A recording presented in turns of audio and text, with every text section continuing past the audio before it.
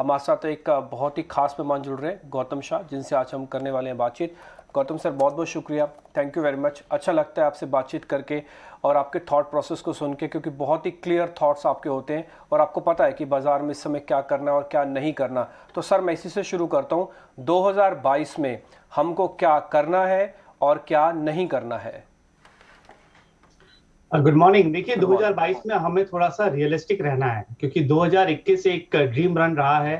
अगर आप पिछले एक डेढ़ महीने की मूवमेंट को हटा दें तो आई थिंक एक बहुत क्लीन सी अप ट्रेंड थी। मार्केट ने 10% का करेक्शन भी नहीं देखा। सारे स्टॉक्स चल रहे थे। अक्टूबर के महीने में एक ऐसा सिनारियो था कि हर कोई शेयर मार्केट में चला है। और अब जो पिछले 6 हफ्तों में हुआ है, मार्केट एक थोड़ी सी रियलिस्टिक हो गई है। सारे जो पॉजिटिव्स हैं वो डिस्काउंटेड हो चुके हैं। सो मार्केट यहाँ से चलेगा बट वैसे पेस के तरह नहीं चलेगा। और आई थिंक फोकस अब वापस लार्ज कैप्स में चली गई है। तो अगर आप निफ्टी के बारे में भी बात करें तो हमारा 2022 का जो निफ्टी का टारगेट है वो है 20,400। और वहां तक जाने में थोड़ा सा टाइम लगेगा। मार्केट धीरे धीरे वहां तक जाएगा, बीच में करेक्शन आएगी, कंसोलिडेशन आएगी, बट ओवरऑल ट्रेंड मार्केट का ठीक रहेगा। और पिछले ये 6-8 हफ्तों में जिस तरह की हमने करेक्शन देखी, I think this has been very healthy for the overall market setup. क्योंकि जो मार्केट ओवरबॉट था अब वो है नहीं। मार्केट में ब्रेथ काफी अच्छा हो गया। The men have been separated from the boys. So काफी अच्छे ट्रिगर्स से हम जनवरी के महीने में जा रहे हैं। और जिस तरह की मूवमेंट रही है पिछले 2 हफ्तों में, मुझे लगता है कि मार्केट ने एक बेस बना लिया है और हम एक फ्रेश ब्रेकआउट की ओर जा रहे हैं। सो अगर 17,200 के ऊपर, 250 के ऊपर अगर निफ्टी क्लोज देता है तो मेरे हिसाब से एक शॉर्ट टर्म अप ट्रेंड में हम वापस आ जाएंगे और 16,600 और उसके आगे तक अपने जा सकते हैं। और अगर आप अभी का मार्केट देखें तो लीडरशिप वापस आ रही है। तो बैंक्स अच्छे लग रहे हैं, आईटी स्टॉक्स अच्छे लग रहे हैं, रिलायंस अपने सपोर्ट से घूम रहा है। तो ये जो लीडरशिप की जो प्रॉब्लम रही है 2 महीने में, मेरे हिसाब से ये अब जारी है। और अगर ये 3 बड़े पॉकेट्स मार्केट के अगर पार्टिसिपेट करना चालू करें तो आई थिंक बाजार सेफ रहेगा। Right. Morning, Gautam. Pleasure to have you on the show. I was just recalling हमारी conversation अक्टूबर में जब आपसे हुई थी तो आपने बड़ी क्लियरली बोले थे, हमें लेवल्स की भी बात की थी। उस वक्त हम 18,000 के ऊपर थे, इनफैक्ट 18,600 के पास थे। तब आपने कहा था कि अब यहाँ कंसोलिडेशन होगी और हमने वो कंसोलिडेशन देखी, नीचे के लेवल देखे और 16,800 तक का लेवल बाजार लगा के आया। अभी आप एक जो नया लेवल बता रहे हैं 2022 के लिए, वो कब तक पॉसिबल है? ऑफ कोर्स बाजार एक लीनियर डायरेक्शन में नहीं चलेगा, रुक रुक के चलेगा। एक लेवल हमारे पास 22,000 तक का भी आया अप्रैल, किसी और एक्सपर्ट ने भी यही बात बोली। आप ये 20,000 तक का लेवल कब तक देख रहे हैं बाजार पर? देखिए, मेरे हिसाब से वो इम्पोर्टेंट नहीं है। ये सिर्फ एक इंडिकेशन है कि बाजार ऊपर में किस लेवल तक जा सकता है। जैसे हम पिछले 4-5 महीनों से 18,600 का लेवल का बात कर रहे थे, हमने अपने रिपोर्ट्स में क्लियरली दिया था, काफी चैनल्स पे भी हमने वो बात किया था। मार्केट वहां पर रेसिस्टेंस लिया और वहां पे गिरावट आई। तो डायरेक्शन ऊपर की तरफ है, बट टाइम लग सकता है क्योंकि जो भी इंडिया के सारे पॉजिटिव्स थे, चाहे वो इंडिया की रिकवरी पोस्ट कोविड हो, जीएसटी कलेक्शंस हो, आईटी स्टोरी हो, the pharma recovery, I think वो सब प्राइस्ड इन हो गए हैं। तो उसके कारण अब आई थिंक अगला जो बड़ा ट्रिगर है वो है बजट का। तो अगर बजट ठीक रहा और मार्केट के फेवर में रहा तो हो सकता है कि 20,400 तक हम first half of the year में जा सकते हैं। बट ये समझना पड़ेगा कि मार्केट अब स्टॉक स्पेसिफिक हो गया है, सेक्टर स्पेसिफिक हो गया है। एक ही सेक्टर्स में 2 स्टॉक है जो नहीं चल रहे हैं। आप एग्जांपल ले लीजिए एचडीएफसी बैंक का, और इसी सेक्टर में आईसीआईसीआई बैंक को आप देख लीजिए जो चल रहा है। तो इंडेक्स से मतलब रहा नहीं, स्टॉक से मतलब रहा। रिलेटिव आउट परफॉर्मिंग स्टॉक्स में रहिए, आई थिंक वो आपको रिटर्न देगा।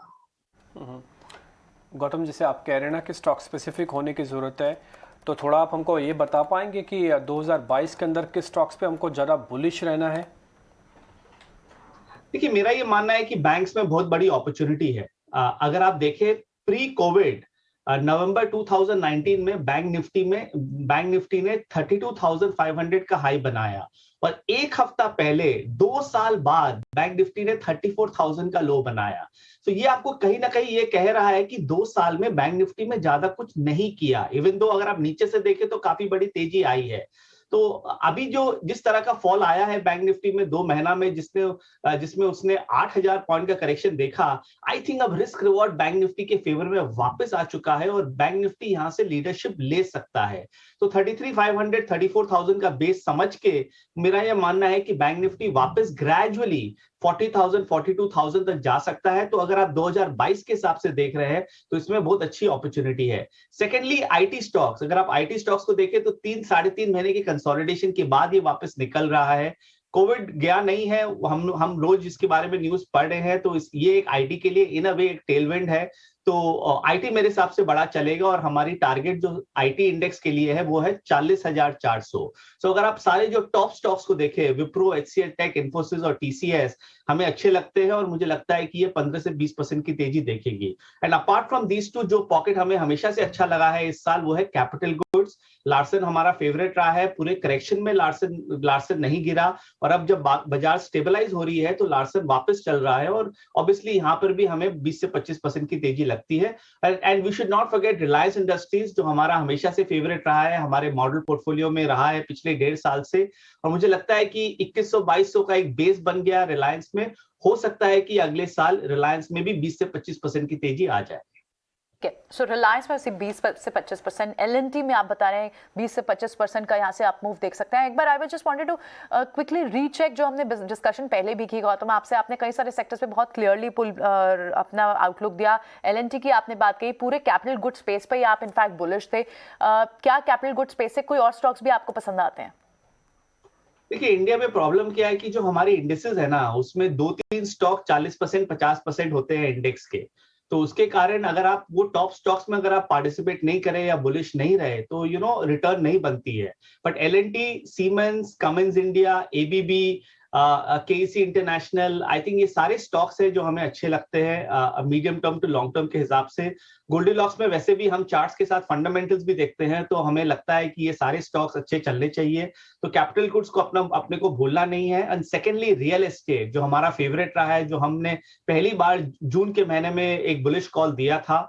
रियल एस्टेट इंडेक्स में 30% की तेजी आई, उसके बाद ये 12-15% का करेक्शन हुआ है, और अब रियल एस्टेट वापस धीरे धीरे चलने की कोशिश कर रहा है, और हमारी टारगेट रियल एस्टेट इंडेक्स का 620 का है। तो वहां पर भी बहुत अच्छी अपॉर्चुनिटी है।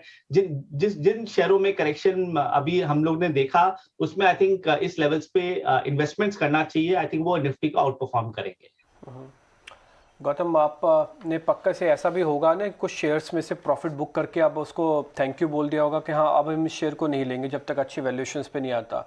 1-2 शेयर्स के वो नाम बताएंगे, हो सकता है किसी और के पोर्टफोलियो में भी हो, आपसे गेस्ट लेके उनको भी समझ में आएगी हाँ ठीक है एक बार रीचेक कर लेते, गौतम शाह बोल रहे हैं, कुछ छोटा मोटा नहीं बोल रहा।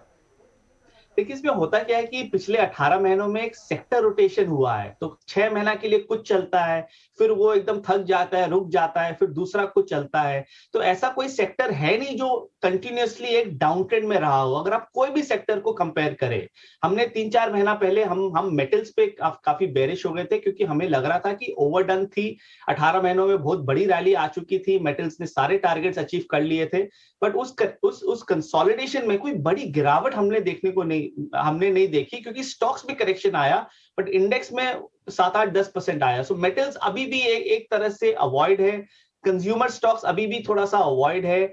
कई जो टॉप क्वालिटी एक्सपेंसिव स्टॉक्स है, आई मीन काफी समझा हुआ चीज है, वो मेरे हिसाब से अवॉइड है। अब फोकस क्या है, अंडर परफॉर्मेंस में जा रहा है जहां पर अर्निंग्स है, और हमारे भी वहां पर फोकस है। So banks, capital goods, infrastructure, real estate and IT, ये हमारी 5 पॉकेट से जहां हम फोकस कर रहे हैं। Everything else is a market performer. Gautam, pharma space पे फिर कैसी रणनीति होनी चाहिए? क्योंकि हम जब पहले बात कर रहे थे तो of course pharma has been underperformer up till now for this year, और एक अच्छे खासे ब्रेक इवन पर उस वक्त था जब हम आपसे बात भी कर रहे थे। लेकिन अब हम पिछले 2 हफ्तों से देख रहे हैं जिस तरह की चाल फार्मा स्पेस से देखने को मिली है, और because of the third wave ये भी एक सिक्लिकल हो गया है शायद। फार्मा, हेल्थ केयर, डायग्नोस्टिक अब ये फिर से एक अच्छे सपोर्ट लेकर ऊपर की तरफ दिखते हुए दिखाई दे रहे हैं। आप मानते हैं pharma can give good returns in 2022? देखिए, समझना जरूरी है कि फार्मा जून 2020 से जून 2021 का one of the star performers था। सारे स्टॉक्स फार्मा स्पेस में they had gone up anywhere between 30 to 100%, और फार्मा की बारे में ही बात हो रही थी, बड़ी बड़ी बात हो रही थी। और उसके बाद 6 महीनों में हमने देखा कि इस सेक्टर ने कुछ नहीं किया, बड़ी करेक्शन नहीं आई, बट फिर भी साइडवेज रहे, और कई बड़े स्टॉक्स में बड़ी करेक्शन आई। औरबिंदो को देख लीजिए, कैडिला को देख लीजिए, लॉरस लैब्स को देख लीजिए, जो एक 10 साल की स्टोरी बनाई जा रही थी। हो सकता है कि अभी भी स्टोरी है, मगर ये सारे स्टॉक्स में बड़ी करेक्शन आई थी।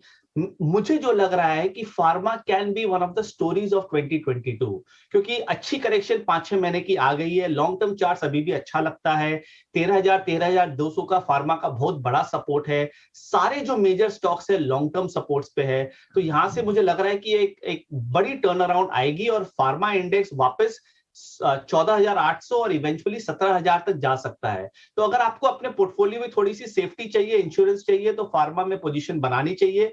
रिस्क रिवॉर्ड अच्छा है, आप वैसे शेयर नहीं ले रहे हैं जो चलते गए और फिर आप फंस सकते हो उनमें। फार्मा में अर्निंग्स भी है, क्वालिटी भी है और इंस्टीट्यूशनल बैकिंग भी है। सो यहाँ पर फार्मा एक मेरे हिसाब से एक डार्क हॉर्स हो सकता है जो कोई मार्केट में एज ऑफ नाउ बात नहीं कर रहा है। तो नोटिस की होगी कि पूरे इंटरनेशनल मार्केट्स में जो एग्रो बेस्ड कमोडिटीज़ हैं उनके भी दाम बढ़े हैं और मेटल्स के भी दाम बढ़े हैं। क्या कुछ एग्रो बेस्ड कमोडिटीज़ या मेटल बेस इनमें कुछ बाइंग हो सकती है क्या? एग्जांपल के लिए जैसे सोया के दाम बढ़े, एग्जांपल के लिए जैसे पाम ऑयल के दाम बढ़ गए, एग्जांपल के लिए जैसे कि नॉन फेरस के दाम काफ़ी हद तक बढ़े हैं। ऐसी एक पॉकेट्स में, क्योंकि नीश सेगमेंट है, इसमें सिलेक्शन बहुत ही केयरफुली और बहुत ही क्रिटिकली होता है, तो एक बार आप जरा सजेस्ट कीजिए इसमें क्या देखा जाए।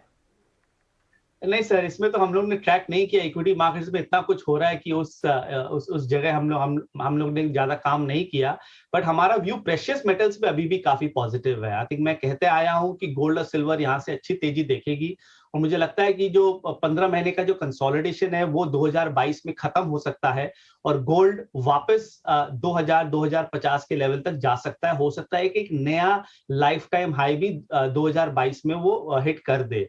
सो गोल्ड और सिल्वर में अच्छी अपॉर्चुनिटी है। मेरे हिसाब से गोल्ड और सिल्वर का जो रिटर्न्स है वो इक्विटी के साथ साथ चलेगा, हो सकता है इक्विटी से बेटर भी हो सकता है ऑन एन इंडेक्स लेवल। तो इसमें पोजीशन बना के रखिए, 10 से 15% अपना पोर्टफोलियो गोल्ड और सिल्वर में रखिए। आई थिंक ये आपको काफी सेफ्टी देगा और दुनिया में कुछ भी होता है, देखिए आजकल बहुत एक डायनामिक वर्ल्ड है, कहीं से भी कुछ भी खबर आ जाती है जो इक्विटी मार्केट्स को इंपैक्ट कर जाती है। इस एनवायरनमेंट में गोल्ड और सिल्वर में इन्वेस्टेड रहना जरूरी है, क्योंकि it is like a hedge और आपको वो कैपिटल अप्रिसिएशन भी देगा, तो वहां पर पोजीशन बनाएंगे। गौतम, आप विद द स्टैंडर्ड डिस्क्लोजर आप क्रिप्टोज में ट्रेड करते हैं क्या? बिटकॉइन है आपके पोर्टफोलियो में या आप क्लाइंट्स को बताते हैं इसके बारे में? नहीं sir, not do I trade, not do I recommend, so हम क्रिप्टो से काफी दूर रहे हैं। अच्छा, बस मेरे को यही पता करना था, क्योंकि आप गोल्ड के बारे में बता रहे थे, मेरे को लगा कि आजकल नया एक मॉडर्न हेज है जिसको हम बिटकॉइन कहते हैं, तो डेट्स वाई मैंने पूछ लिया आपसे, बट एनी हाउ ठीक है। अच्छा गौतम, एक और चीज़ है, इस समय ना कुछ सरकारी कंपनीज पे गवर्नमेंट ये कहना चाहती है, आज ही हमारे एक रिपोर्टर की एक स्टोरी आई थी कि गवर्नमेंट का जो डिसइन्वेस्टमेंट का जो टारगेट है वो करीब 55,000 करोड़ से कम है। सरकार ये कतई नहीं करना चाहती, क्योंकि सबसे ज़्यादा क्रेडिट अगर गवर्नमेंट ने लिया, ये कह के लिया कि देखो हम तो डिसइन्वेस्टमेंट के टारगेट्स को पूरा कर देते हैं। कोई सरकारी कंपनीज या कोई ऐसा सेगमेंट आपको लगता है कि जहाँ पे 2022 के अंदर गवर्नमेंट कर देगी, इसको बेच ही देगी? देखिए, ये स्पेकुलेशन करना बहुत डिफिकल्ट है और हमने देखा है पिछले 5-7-10 सालों में कि स्पेकुलेशन करना एक यूजलेस एक्सरसाइज है, क्योंकि ये सब चीज क्या है, कभी भी कुछ भी हो जाती है। बट अगर आप पीएसयू सेक्टर को देखें तो कई पॉकेट्स है जिसने काफी अच्छा किया। अगर आप बीईएल को देखें, बीईएमएल को देखें, ये काफी अच्छा कर रहे हैं, स्टेडी है। और दूसरे साइड में अगर आप पावर पीएसयूज देखें या कंटेनर कॉर्पोरेशन को देखें और कई अदर स्टॉक्स को देखें, तो वो अंडर परफॉर्म कंटिन्यूअसली करते आए हैं। तो इसमें आप एक होलिस्टिक व्यू नहीं ले सकते हैं। कई पॉकेट्स है जो अच्छा करेंगे और हमें बीईएल बीईएमएल अभी भी अच्छा लगता है। मुझे लगता है कि ये यहाँ से भी अच्छी तेजी दिखाएगी। बट ओवरऑल अगर आप डिविडेंड यील्ड के हिसाब से अगर आप पीएसयूज में इन्वेस्ट करना चाहते हैं तो हाँ, 5 से 10% आपके पोर्टफोलियो पीएसयूज में हो सकती है, बट उसमें मोमेंटम मत ढूंढिए। उसमें आप 6 से 12 महीने के हिसाब से सोच के आप रखिए। आई थिंक जब भी इसमें कोई ट्रिगर आती है गवर्नमेंट के हिसाब से, इसमें मूवमेंट आएगी, but as of now immediately कोई इमीडिएट ट्रिगर नहीं है। ऑलराइट, बिल्कुल। गौतम, एक बार आपसे न्यू एज बिजनेस जो लिस्ट हुए इस साल, उस पर भी एक व्यू देखना चाहेंगे, क्योंकि अगर हम इस ईयर को कंपाइल करें कि लगभग 60 आईपीओज इस साल लिस्ट हुए, ये साल आईपीओज का भी कहा जाना चाहिए, और उसमें कई सारे आईपीओज है जो शायद 35% अपने इशू से डिक्लाइनिंग पे हैं, कई सारे इशू जिन्होंने 200% तक गेन भी दिया। आपको कौन से यहाँ पर स्टॉक्स पसंद आते हैं? पारस डिफेंस जैसे काउंटर हो, या फिर यहाँ पर पीबी फिनटेक जैसे कंपनी जिनसे उम्मीदें बहुत थी, पेटीएम जैसे कंपनी जिनसे उम्मीदें बहुत थी, लेकिन उन्होंने कुछ खास रिटर्न इस साल नहीं दिए। लेकिन on the contrarian you have Paras Defence, MTAR Tech, इन्होंने अच्छा खासा रिवॉर्ड किया है इन्वेस्टर्स को। आपको कौन से स्टॉक्स इस स्पेस से पसंद आते हैं?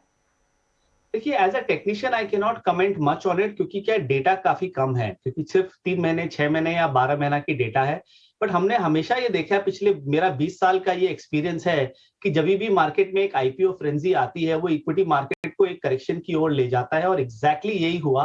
क्योंकि अक्टूबर के महीने में इतनी आईपीओ के बारे में बात हुई थी, दिवाली के आसपास इतने अच्छे आईपीओ आए, बट उसने बाजार को जो सबसे बड़ी करेक्शन आई है पिछले 18 महीने में, उसने वो ट्रिगर कर दी। और अगर आप ये 60 आईपीओ का अगर आप परफॉर्मेंस देखें, तो मेरे हिसाब से आपको 20% यू विल गेट अबाउट 12 और 15 stocks that have done well, और बाकी के ने रिटर्न्स नहीं दिया। तो मैं आईपीओ स्पेस का इतना बड़ा फैन नहीं हूं। मुझे ये जो वैल्यूएशंस जो जिस तरह एक्सेल शीट्स जो बना के कुछ भी भाव को अभी प्रोजेक्ट कर रहे हैं, मुझे ये लगता नहीं है कि ये सस्टेनेबल है। आई थिंक रिस्क काफी है। अगर बाजार में कभी भी बड़ा करेक्शन आता है, तो यही स्टॉक से जो इम्पैक्ट होंगे। और हमने कार ट्रेड को भी देखा, गिरते ही चला गया जब से इसकी आईपीओ आई थी, और काफी ऐसे शेयर है।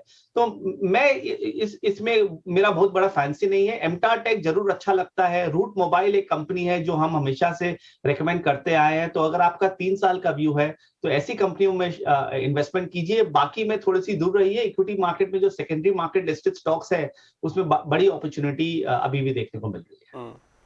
गौतम, हर इन्वेस्टर का ना एक सपना होता है कि उसका फंड मैनेजर गौतम शाह होना चाहिए। अब ये तो थोड़ा मुश्किल भी हो जाएगा, तो हम एक काम करते हैं, 18 ऑफ स्वदेश के हिसाब से आपको सबका फंड मैनेजर बना देते हैं। सब लोग आपको सुन रहे हैं, तो आप ऑटोमेटिकली सबके फंड मैनेजर हो जाएंगे। मैं 5 साल के लिए इन्वेस्टमेंट करना चाहता हूँ, उसमें मैं भी शामिल हूँ। हाँ, मैं 5 साल के लिए इन्वेस्टमेंट करना चाहता हूँ। गौतम, मेरे को अपना एक शेयर ऐसे बता दीजिए, गौतम शाह के 5 साल के लिए 5 शेयर रख लो, अच्छे पैसे बनेंगे। देखिए, अगर हम इसके बारे में 12 महीना पहले बात कर रहे होते, तो मैं आपको काफी मिड कैप्स बताता, क्योंकि उसमें बड़ी तेजी थी और अब काफी रिस्क आ चुकी है। तो मेरा फोकस लार्ज कैप्स में है। तो अगर आपको 5 से 10 शेयर की पोर्टफोलियो बनानी है अच्छे स्टॉक्स में, तो बैंकिंग में आप आईसीआईसीआई बैंक और स्टेट बैंक में फोकस रखिए। कैपिटल गुड्स में आप एल&टी में फोकस रखिए। फाइनेंशियल्स में आप HDFC limited which is also a real estate proxy, उसमें फोकस रखिए। आईटी में विप्रो, इन्फोसिस और एचसीएल टेक में फोकस रखिए। और इंश्योरेंस में आईसीआईसीआई लॉम्बार्ड, एचडीएफसी लाइफ और मैक्स फाइनेंशियल में फोकस रखिए। रियल एस्टेट में डीएलएफ, ओबरॉय प्रॉपर्टीज और इंडिया बुल्स रियल एस्टेट में फोकस रखिए। तो ये जो 5-6 पॉकेट जो मैंने कहा, आई थिंक ये बाजार के साथ चलेंगे, और अगर बाजार स्टेडी रहा तो मेरे हिसाब से ये आउट परफॉर्म करेंगे। और एक ऐसी पॉकेट है जो मुझे लगता है कि अगले 3 से 5 साल में एक रेवोल्यूशन आएगी, जो जिसके बारे में लोग बात कर रहे हैं, वो है ईवी, इलेक्ट्रॉनिक व्हीकल्स। आई थिंक ये बहुत बड़ी थीम है। आई थिंक जो ऑटो एंसिलरी स्टॉक्स है जो ईवी को सप्लाई करते हैं, मेरे हिसाब से they can potentially be multi baggers. So EV का थीम को राइड करना बहुत जरूरी है एज इन्वेस्टर्स, और इसमें स्टॉक्स आइडेंटिफाई कीजिए। Unfortunately I can not talk about it on such a platform, but I think this is a very big theme that will be in play. Correct. Gautam, thank you so much, ये आपने highlight किया। ये theme पर ही मेरा next question था, but that's okay if you would not like to comment कि कौन से स्टॉक्स हो सकते हैं, बट अगर आप इसे थोड़ा और इलैबोरेट कर दें तो at least will be able to understand कि हम व्यूवर्स तक एक मैसेज पहुंचा पाएंगे कि कौन से स्टॉक्स इन स्पेसिफिक की बात हो सकती है। ईवी स्पेस पे जाहिर तौर पर टाटा पावर की बात होती है, ऑलरेडी बहुत चल भी चुका है, लेकिन और कहाँ पर और नजर बना सकते हैं जहां से यहाँ पर अगर इन्वेस्टमेंट अब भी अगर एंट्री पॉइंट ढूंढा जाए तो फायदेमंद होगा? काफी स्टॉक्स है। अगर आप देखिए, टाटा मोटर्स और टाटा पावर मेरे हिसाब से ईवी के थीम के कारण ही इतना अच्छा चले हैं। और मार्केट के आजकल सब कुछ बहुत जल्दी डिस्काउंट कर देती है। 12 महीने बाद जो होने वाला है वो मार्केट आज ही डिस्काउंट कर देता है। ये एक नया जमाना आ चुका है। तो मार्केट इज वेरी फास्ट और हमें उसके साथ रहना एक्चुअली बहुत डिफिकल्ट है, बट इसीलिए चार्ट्स की इंपॉर्टेंस आती है, क्योंकि चार्ट्स उसको पकड़ सकता है। जब तक फंडामेंटल्स की न्यूज आती है तब तक तो सब कुछ हो जाता है। तो हमने टाटा मोटर्स और टाटा पावर में ये देखा। मुझे लगता है कि यहां से भी ये 2 स्टॉक अच्छा करेंगे। और कई मिड कैप कंपनीज हैं जो ईवी कंपोनेंट्स के मैन्युफैक्चरर्स हैं।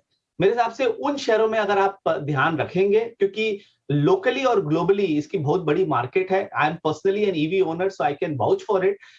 तो इस पे फोकस रखना चाहिए। Component manufacturers of EVs, I think अगर आप इंटरनेट पे सर्च करेंगे तो आपको 5-10 शेयर मिल जाएंगे, उसमें उसका चार्ट देखिए, और जहां पर अच्छी चार्ट्स है, जहां पर इंस्टीट्यूशन इंटरेस्ट है, वहां पर कमिटमेंट बनाइए। बट ईवी के थीम को 3 से 5 साल के हिसाब से सोचिए, 2 से 3 महीना के हिसाब से सोचेंगे तो आपको रिटर्न नहीं मिलेगी। ठीक है, बिल्कुल, absolutely. Thank you so much Gautam for being with us today. इन सारे सेक्टर्स पर इतनी कैंडिडली हमसे ये सारी राय शेयर करने के लिए बहुत बहुत शुक्रिया आपको। Wish you very happy new year, enjoy your weekend. आपसे जल्द अब जनवरी 2022 में मुलाकात होगी। Thank you.